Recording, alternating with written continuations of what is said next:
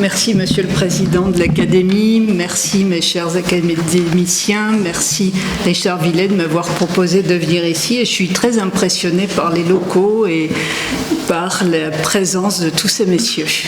Donc, on va aborder un sujet qui ne va pas être extrêmement chirurgical, mais qui est un sujet qui concerne les chirurgiens, à savoir quelle est l'évolution de la santé à l'heure du digital, avec l'introduction dans nos services du big data, de l'intelligence artificielle et des objets connectés, et je l'illustrerai au niveau de notre service de scénologie. Alors, je me présente peut-être juste en quelques mots. Je travaille maintenant à l'ICANS, qui est l'Institut de cancérologie Strasbourg-Europe, qui est une fusion entre le CHU et le Centre anticancéreux. C'est une institution qui vient d'ouvrir. Et j'ai été surtout formée par M. Renaud, je pense que vous l'avez connu, M. Maresco et M. Jacques. Et j'ai eu la chance de diriger la Société internationale de scénologie. Alors, quelques mots sur notre sujet. Je rappellerai un petit peu d'histoire concernant le digital. Ensuite, je vous donnerai quelques exemples concrets de l'utilisation de ces nouvelles technologies donc dans le domaine du cancer du sein. Et puis, on finira par les problématiques qui vont peut-être soulever des questions de votre part. Alors, un peu d'histoire pour commencer. Le terme Big Data, vous savez, c'est un terme qui a commencé à être utilisé en 1997. Et pourquoi on en a parlé? C'est qu'à ce moment-là, on a commencé à avoir énormément de données concernant nos patientes et ces données ne tenaient plus dans un fichier Excel. Donc, il avait fallu imaginer des nouveaux modèles mathématiques pour travailler sur ces données multiples. Le terme français, c'est le terme mégadonnées. Il est dans les dictionnaires français, mais malheureusement, on ne l'utilise jamais. Deuxième point, l'intelligence artificielle. Alors, qu'est-ce qu'on appelle intelligence artificielle? Eh bien, c'est toute forme de comportement intelligent que l'homme, et c'est important, a intégré dans une machine. Donc, il y a toujours un apprentissage humain au départ. Et les grands progrès de l'intelligence artificielle ont commencé dans les années 50. Vous vous souvenez des machines qui ont battu les humains au jeu d'échecs au départ. Et puis, cette intelligence artificielle a progressé. Vous avez évoqué tout à l'heure, Monsieur le Président, le machine learning, le deep learning. Il y a maintenant des chatbots, etc. Et le dernier point sont les objets connectés, que les Anglais appellent les IoT. Ce sont des objets qui sont capables, outre leur fonction principale, je pense à nos téléphones portables ou à nos montres, d'envoyer ou de recevoir des informations par l'intermédiaire d'un réseau de télécommunications. Donc on va aborder maintenant quelques utilisations de cela. Et pourquoi on a beaucoup de ce type de choses dans les services de scénologie? Il y a eu 3 raisons pour cet enthousiasme. Le premier, c'est l'augmentation considérable de la puissance de calcul des ordinateurs qu'on dispose dans nos services. Et à titre d'exemple, ce que calcule aujourd'hui un ordinateur qu'on appelle une Qbox dans un service de scénologie, ce que fait un ordinateur en 1 seconde aurait pris 24 000 années dans les années 60. Donc une accélération considérable des résultats. Le deuxième point, c'est l'augmentation exponentielle des données, parce qu'on a tous beaucoup de données, et puis on a tous des portables et on a tous des ordinateurs. Et le troisième point, c'est qu'il y a un engouement pour ces technologies. Et si vous demandez un dossier de financement, c'est plus facile d'avoir un dossier de financement si vous avez de l'intelligence artificielle ou du deep learning dans votre sujet. On vous finance davantage et en plus, les sujets deviennent moins coûteux puisqu'il y a une baisse considérable du coût de stockage de la donnée. Alors, quelques des exemples d'utilisation de ces technologies dans nos services. Je vais séparer en 3 parties. Les big data d'abord. Alors, pourquoi il y a beaucoup de projets big data dans le cancer du sein? Eh bien, parce que le cancer du sein est un cancer qui est extrêmement fréquent. Vous savez qu'en France, on va atteindre les 60 000 nouveaux cas par an. Quand j'ai commencé à faire de la scénologie avec M. Renaud, on avait 25 000 nouveaux cas. Donc une augmentation considérable et un cancer qui se guérit bien, ce qui fait que les femmes sont suivies tous les ans pendant des années et des années. Et puis, il y a beaucoup de choses qu'on fait pour ces dames-là. Il y a de l'examen clinique, il y a de la mammographie, il y a de l'échographie, il y a de l'IRM, il y a de l'histologie, il y a de la génétique. Donc, ça fait énormément de données pour énormément de femmes qui vont être suivies pendant de très nombreuses années. Alors voilà un exemple concret de cet ordinateur qu'on a dans nos services, ça s'appelle un Qbox. C'est un ordinateur qui est un logiciel particulier qui s'appelle Onconome et qui est conçu pour analyser les dossiers de scénologie. Pourquoi il est conçu pour ça? C'est un ordinateur qui doit comprendre le vocabulaire. Le vocabulaire a changé. Autrefois, on parlait de carcinome canalaire in situ. Maintenant, on parle de néoplasie intraductale. On parlait de maladie de récu. Maintenant, on parle d'état fibrokystique, etc. Donc, c'est un ordinateur qui a été conçu pour un usage en scénologie, mais on peut très bien l'imaginer en digestif, en urologie, etc. Et nous, on l'utilise régulièrement pour analyser une cohorte prospective de cancer du sein qui, pour le moment, comporte 18 000 patientes et qui nous donne des statistiques descriptives et analytiques automatisées adaptées à des grands volumes de données, ce que ne peuvent pas faire les outils classiques. Alors, avant de rentrer toutes ces données dans cet ordinateur, il a fallu bien entendu qu'on ait le consentement des patientes, qu'on ait l'accord de la CNIL, qu'on ait l'accord d'un comité d'éthique, etc. Et voilà un petit peu le genre de choses que ça nous donne. Premier constat, c'est l'accélération considérable du temps de la recherche. Je donne un exemple. Quand j'ai commencé à faire de la scénologie, dans les années 80, on essayait de savoir si le cancer du sein était plus fréquent chez nos infirmières de nuit. Donc on avait lancé une cohorte où on étudiait d'un côté les infirmières de nuit, de l'autre côté celles qui travaillaient le jour, et on les suivait d'année en année pour voir si elles faisaient plus de cancer du sein quand elles travaillaient la nuit.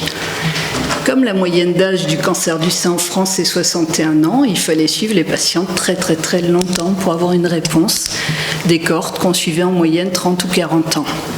Maintenant, lorsqu'on croise nos données de scénométrie avec les données de la médecine du travail, vous obtenez les mêmes résultats en une semaine. Donc une accélération très importante de ce temps de la recherche. Autre chose, si on vous pose une question de santé publique, et ça a été le cas chez nous, notre ARS voulait savoir quel était le taux de tumeurs négligées, eh bien je dirais en un clic, vous pouvez avoir votre évolution de tumeurs négligées en fonction des années dans votre service ou dans votre région. Donc c'est intéressant pour essayer d'évaluer l'état de santé de la population. Et troisième point, ce qui est intéressant, sont les découvertes qu'on n'attendait pas, et vous l'aviez mentionné tout à l'heure en introduction, la sérendipité, la découverte inattendue. Avec ces machines, on a remarqué que les non-voyants faisaient beaucoup moins de cancer du sein que les autres, ce qui nous a paru être une erreur au départ. Et finalement, en cherchant dans d'autres pays, les choses ont été constatées de la même manière, et on est allé un peu plus loin avec nos biologistes, etc., pour essayer de comprendre ce lien très paradoxal, et on a trouvé que les taux de mélatonine étaient très différents. Les aveugles, les non-voyants, des taux de mélatonine élevés, et c'est une hormone protectrice vis-à-vis du cancer du sein. Donc ce sont des choses inattendues sur lesquelles on travaille maintenant, et on se pose la question de l'intérêt de la mélatonine, peut-être en prévention, pourquoi pas. C'est pas fait, il faudrait savoir à quel âge le donner, à quelle dose le donner, est-ce qu'il y a un effet rebond ou pas, mais ce sont des choses intéressantes fournies par ces études de grandes données. Et donc on a pu publier quelques papiers en utilisant donc cette cohorte et ces nouveaux outils informatiques, par exemple l'impact du diabète de type 2 sur le cancer du sein, ou l'impact de l'âge, etc., etc. L'impact des stérilés hormonaux sur les risques de cancer du sein et leur agressivité. Donc on arrive à répondre assez facilement à ce type de questions. Alors, quel est notre projet avec les big data? On a pu être lauréat d'un projet qui s'appelle Territoire d'innovation, où on nous permet de doser 450 pesticides sur des tumeurs, puisqu'en plus des dossiers cliniques, on a une biotech, et 38 métaux lourds pour essayer de connaître l'impact de l'environnement sur les cancers du sein. C'est quelque chose qui nous intéresse, et je pense que ça intéressera aussi les urologues qui ont aussi affaire à des cancers hormonodépendants. Alors ça, c'était le premier point sur les big data. Deuxième point, l'intelligence artificielle. Donc on l'a dit tout à l'heure, l'intelligence artificielle, c'est l'ensemble des théories et des techniques mises en œuvre pour réaliser des machines qui sont capables de simuler l'intelligence humaine. Mais le premier temps, évidemment, passe par l'apprentissage de la machine. Et on a un programme actuellement d'interprétation des IRM 3D dans la pathologie du sein. Ce sont les radiologues, en particulier M. Galix, qui a fait l'apprentissage des machines. Et dans un deuxième temps, c'est-à-dire maintenant, les machines travaillent toutes seules et nous sélectionnent les coupes sur lesquelles il y a probablement une anomalie. Donc la machine ne travaille jamais seule, mais elle facilite le travail du radiologue en sélectionnant déjà les coupes d'intérêt. On a fait des algorithmes aussi d'aide à la décision médicale qu'on utilise dans nos RCP et ça nous permet d'avoir des décisions qui vont être plus constantes, je dirais. On évite l'aléa dépendant des personnes présentes à la RCP. Et puis, ce qui est intéressant, en regardant un petit peu ce qui se passe avec l'intelligence artificielle, et ça dans tous les domaines de la santé, c'est quand vous avez le mot deep learning dans un titre, eh bien, les revues acceptent plus volontiers les papiers. Et en plus, ces papiers, on a pu montrer qu'ils sont plus cités et que finalement, sur un plan pédagogique, c'est des papiers qui sont plus repris. Donc quelque chose qui peut être intéressant. Et ce qu'on a pu montrer aussi avec le CNRS à Strasbourg, c'est que ça réduit la frontière entre la recherche publique et privée. Il y a beaucoup de travaux collaboratifs qui unissent des équipes qui ne travaillaient pas ensemble. Et puis, on a, bien sûr, dans nos services des chatbots, ce sont des outils conversationnels écrits et ce qu'on appelle des voice bots, des outils conversationnels oraux. Les patients peuvent parler à leur portable. J'ai mal aux articulations quand je prends un inhibiteur de l'aromatase, que dois-je faire? Et il y a une petite réponse automatique. Tout ça est sujet à discussion. Je présente au départ. Et le troisième point sont les objets connectés. Alors là encore, ils progressent énormément dans le domaine de la santé. Quelle que soit notre spécialité, on a des objets connectés et les taux de croissance vont être énormes dans les années qui viennent.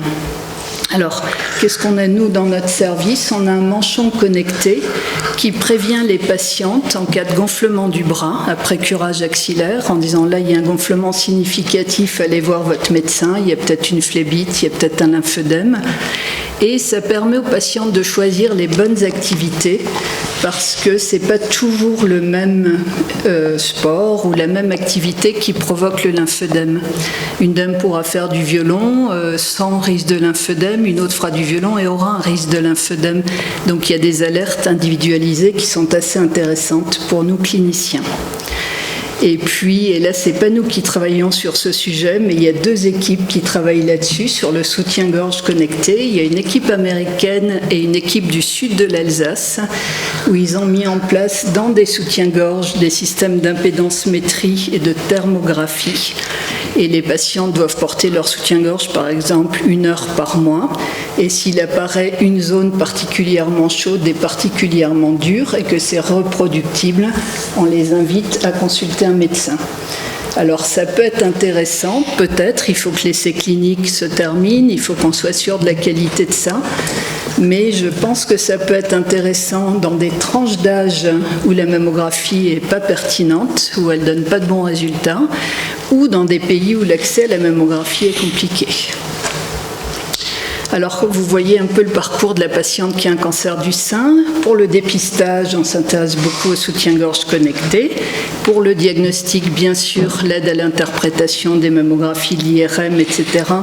Et nos pathologistes ont des lames maintenant qui sont analysées aussi avec l'intelligence artificielle. Pour le traitement, on a la chirurgie, bien sûr, robot assisté, les algorithmes de décision, des algorithmes pour établir le pronostic. Et puis, quand les dames sont chez elles, il y a la télésurveillance, il y a les chatbots, il y a les objets connectés.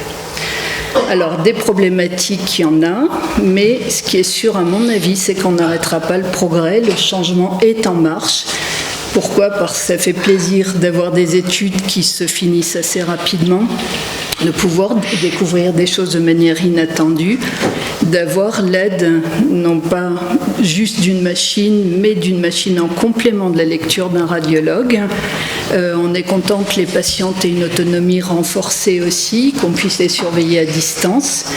On a des applications pour les portables, la télémédecine, la télésurveillance, etc. Tout ça est en marche, mais les problématiques sont nombreuses. Et je crois que c'est ça qu'il faut qu'on réfléchisse au niveau de l'Académie de chirurgie. D'abord, comment faire pour qu'on protège nos données personnelles de santé? C'est pas évident.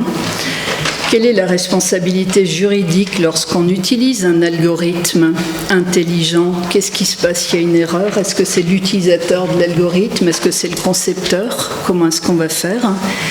Et puis, les algorithmes sont majoritairement créés par des hommes, et ça nous pose des problèmes. On a fait des essais d'identification d'images, par exemple, et on a montré une dame en blanc à un système d'intelligence artificielle. La dame en blanc était une infirmière. Si on montre un monsieur en blanc, c'est un médecin. C'est-à-dire que le système a été vraiment créé par des hommes. Et ce qui nous pose souci aussi, c'est le décrochage technologique d'une partie de la population, l'isolement numérique aussi de certaines zones, et puis notre nouvelle relation, c'est plus un couple, un médecin, un patient, c'est maintenant un système qui fonctionne à trois. Il y a le médecin, il y a le patient et il y a la machine, et il faut qu'on réfléchisse à tout ça. Donc je dirais que cette santé à l'heure du digital est en marche, on ne va pas pouvoir l'arrêter, mais je crois que nos sociétés savantes, et en particulier l'Académie de chirurgie, a un rôle à jouer en se positionnant par rapport à ces différentes questions qui vont toucher tous les domaines de la chirurgie. Je vous remercie.